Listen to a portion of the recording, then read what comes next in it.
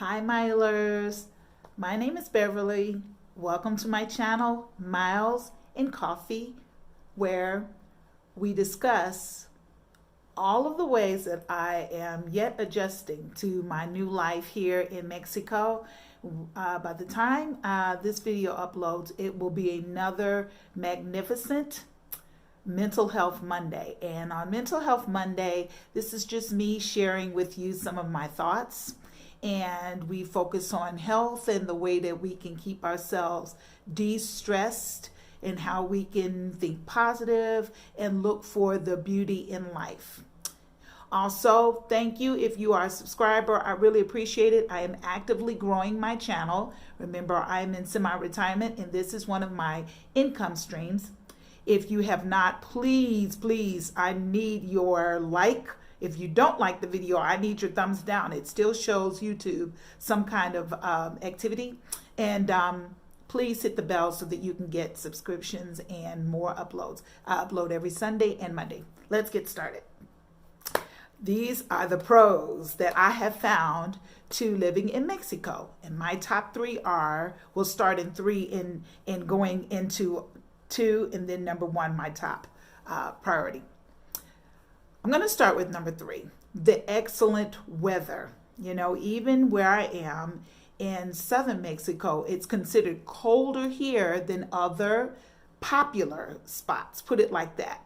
The average temperature, you guys, is about 75 degrees year round. Right now, at the time of this video, it's considered the rainy season. So it might be below 75 during the day. If it's cloudy, it might be 72. It might get down to 70, right? At night, at the coldest part, you're talking about 50 degrees, right? Where I come from in the States, 50 degrees is not cold. But here, that's considered cold. 50 degrees, 49 degrees gets a little chilly. Okay, so that is what I would call a top benefit because of women of a certain age might get hot sweats. I'm finding that my sweating is a lot less here because of the temperate weather. I want to say that rainy season, May, June, July, you know, it's never quite as humid even when it gets to be rainy or when it gets to be like 80 degrees. When I first got here, that was in the September and October months. I remember wearing a jacket in the morning, and by 4 in the afternoon, you had to take your jacket off because it was that hot. It was that warm, not uncomfortably warm, but warm enough to go with a t-shirt. So that is my number three. So that's something to think about. Here's my number two. I think you've heard me mention the food. So I had my family laughing because my first month here, I'm not lying when I say I ate a taco every day. And even with that, I never got tired of tacos because, you know, there's more than one way to make a taco, right? So there's so many different varieties you can add and take away different things. But, you know, tacos, chalupas, mole, any kind of mole over tamales or chicken mole. Here, there's organic coffee. And my goodness, the locals also love their sweets. So anywhere you go, you're going to find street vendors that have in their little baskets, they might have gum or candy or cookies, homemade, or these little cream-filled cones, conos rellenos de crema. You know, the little cones that are pastries, very delicate, with the cream squirted on the inside, right? And those are just sold out everywhere. I'll never forget taking a bus trip to another city, and right there in the bus station, there was a little guy, had his basket, would you like some cones? And you can buy them fresh, 3 at a time for I think about $1. And they're so good. So the food here is magnificent. My goodness, I should leave a picture so that you can see. Even what you would call a hamburger is not the average hamburger here. I've had hamburgers so huge that they're bigger than my mouth, right? But everything is so fresh. And then you're going to have on top of that the fresh tomatoes, lettuce, onions, pickles, peppers, and or avocado. Sometimes they'll even put a slice of pineapple on the hamburger. And then, of course, when they see that you're from America, they'll always make sure to put ketchup on the table, some mayonnaise and some mustard, and then, of course, your habanero sauce. So the food is magnificent. There's no such thing as quote unquote fast food. Even if you get street food on the street, grilled chicken, a hamburger, popcorn. Sometimes you can find a street vendor who's doing juice that day, and you can just say, okay, I'd like orange juice, and they'll squeeze it fresh for you. Or they'll squeeze like a cut of pineapple and squeeze that for you. So even what we call quick food is healthier than the quote unquote fast food that you would get in the States. So now let's get to my number one favorite, the culture. Again, the Mexican people are so gracious and so kind and always service with a smile. Here's an example of the culture. Eating at a restaurant the first time, I thought, my goodness, I'm sitting here with coffee for an hour. I think I ordered breakfast. I had just arrived. My first time getting on a plane, my first time coming into Mexico. I stopped immediately in the airport and had breakfast. So I'm sitting in an hour, right, after I ate and after I had 2 or 3 cups of coffee. They're very attentive, but nobody brought me the check. So I noticed there was a guy sitting at the other table, and he was sitting almost as long as I was, enjoying a leisurely cup of coffee. And I thought, okay, I just did this, the universal sign, which means, please, may I have a moment of your time, or I'm ready for the check.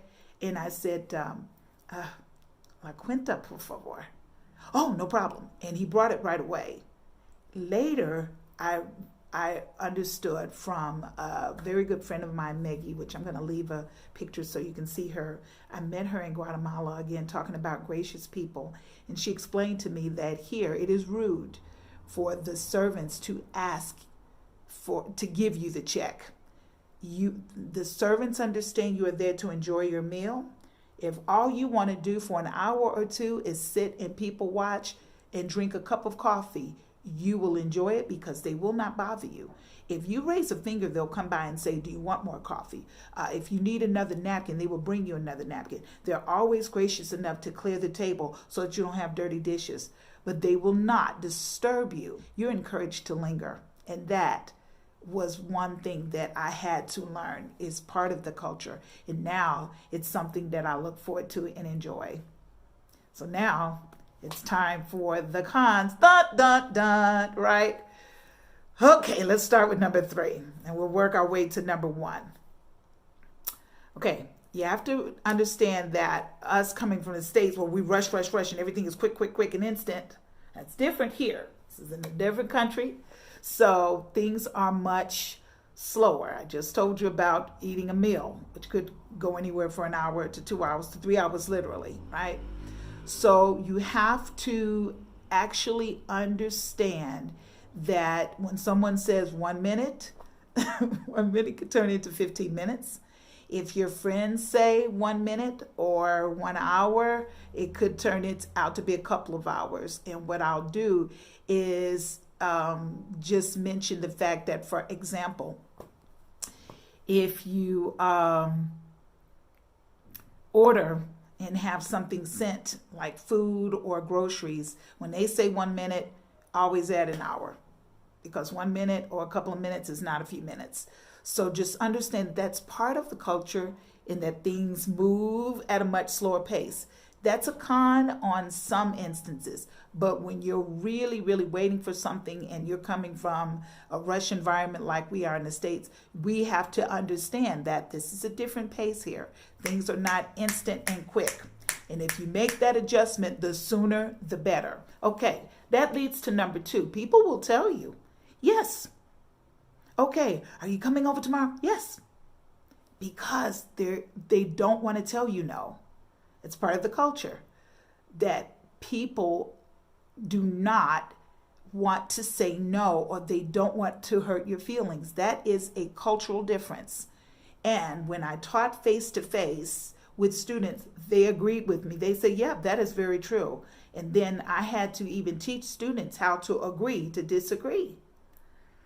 because quote unquote having a debate is not cultural here. So if I'm talking with someone and they disagree, they're not going to say that.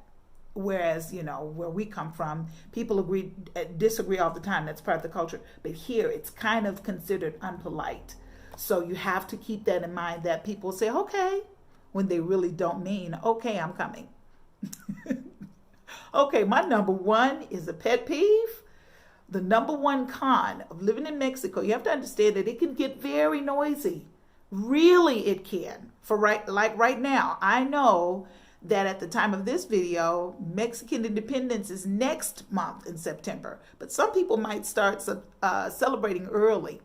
If there's a birthday or anniversary or even a church service, you might hear fireworks in the middle of the day. People here like to celebrate, and it could get noisy.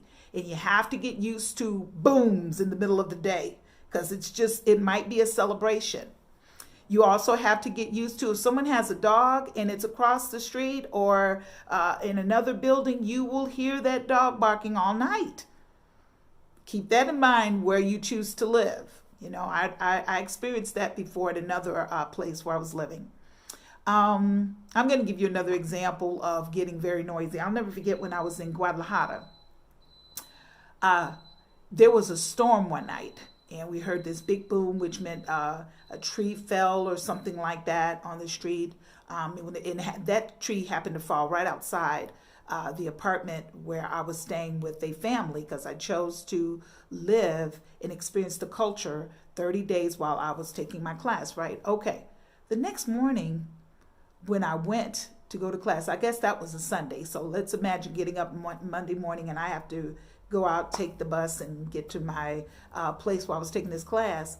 The big tree had been cut down in the middle of the night. I wondered, when I woke up in the middle of the night, had to be 12 o'clock, 1 o'clock, maybe 2 in the morning. I thought that I heard people sawing, and I thought to myself, Bev, that doesn't make sense. No one would be sawing in the middle of the night. Sure enough, there was the evidence the next morning early, a freshly cut down tree. Who does that?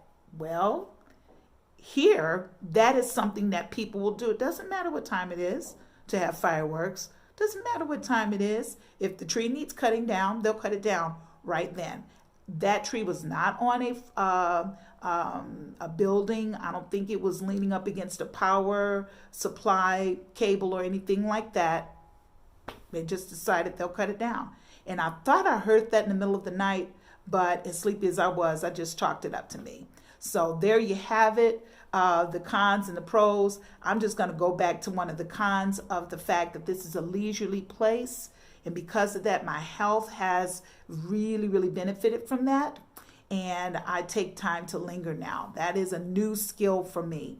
So those of you who are thinking about coming to Mexico or even visiting, just remember that the culture is more laid back. And because of that, you get to enjoy a nap during the day. You know why? Everybody does that. So it's considered appropriate to do. All right. Thank you so much for visiting. I hope that I have said something that you'll keep in mind. And thank you for visiting Miles and Coffee and listening to my pros and cons in Mexico. Bye for now.